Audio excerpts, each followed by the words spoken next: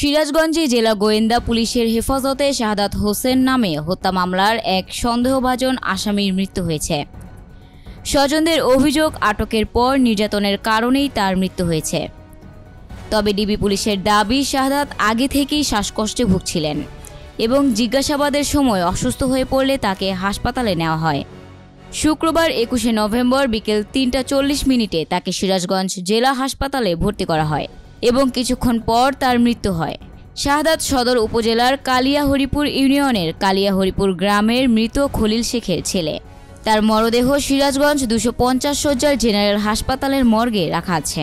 পরিবারের সদস্যরা জানান, বৃহস্পতিবার গভীর রাতে প্রায় রাত 3টার দিকে নিজ বাড়ি থেকে শাহাদাতকে আটক করে ডিবি পুলিশ।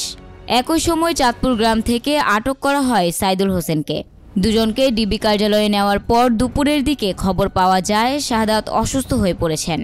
বিকেল 3:40 তাকে সিরাজগঞ্জ জেনারেল হাসপাতালে ভর্তি করা হয় এবং কিছুক্ষণ পর তার মৃত্যু হয়।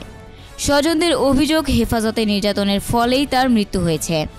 আটক সাইদুলের ভাই শাহ আলম জানান, ডিবি পুলিশ গভীর রাতে দুজনকে ধরে নিয়ে যায়। কোন মামলায় গ্রেফতার তা আমাদের জানানো হয়নি। সারাদিন ডিবি অফিসের সামনে অপেক্ষা করেছি। সন্ধ্যায় শুনি শাহাদাত মারা গেছে। সিরাজগঞ্জ 250 শয্যার জেনারেল হাসপাতালের সার্জারি বিভাগের সিনিয়র নার্স মিমি খানম বলেন, শাহাদাতকে ফিজিক্যাল অ্যাসস্ট অবস্থায় হাসপাতালে আনা হয়। তাকে ভর্তি করার পর চিকিৎসকরা চেষ্টা করলেও কিছুক্ষণ পর তিনি মারা যান।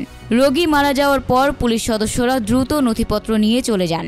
এদিকে পুলিশের অতিরিক্ত পুলিশ সুপার মাহবুবুর রহমান বলেন, উল্লাপাড়ায় অটোরিকশা চালক আমিনুল ইসলাম হত্যা মামলায় শাহাদাতকে সন্দেহভাজন হিসেবে আটক করা হয়েছিল। জিজ্ঞাসাবাদের এক পর্যায়ে তিনি অসুস্থ হয়ে পড়েন। পরে হাসপাতালে নেওয়া হলে তার মৃত্যু হয়।